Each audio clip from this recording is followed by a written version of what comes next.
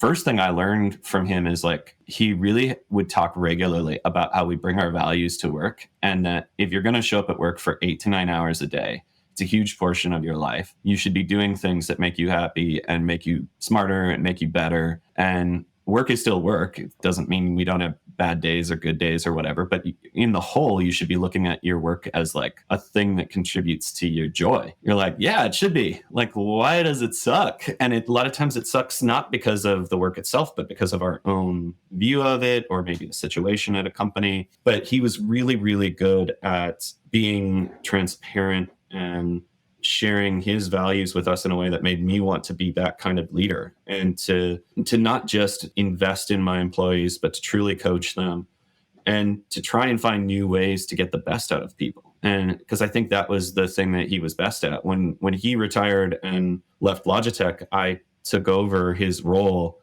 And to this day, I have hired people from that team that worked with us and continue to kind of work with folks that I've worked with there, to now even at SteelSeries, my partner on the D2C side of the business is a guy who was on our team there as well. And we have a similar working style. And a lot of how we view the world was shaped by the way Lance built his teams, the way he was a by the numbers guy. He is a by the numbers guy.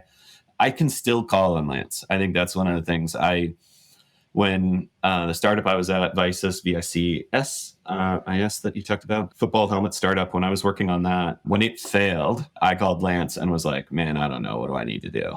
What's next? And, we went back and forth on a bunch of things because I was getting a little worried, like, how do I get to the next level? I'm always stuck at this kind of like current level. What do I got to do? And asking him, should I go back to college? Should I do this? Should I do that? He's the kind of guy who doesn't mind you texting him and jumping on the phone and bumping ideas off of him. And I think the lesson I think I really learned from him was availability, right? Like he always had time. Even though I worked remote, I was up here in Seattle, he was down in California. He was always available to jump on and work a problem, to invest in the approach. But he was a pretty formulaic guy, and I liked that too. It worked for me.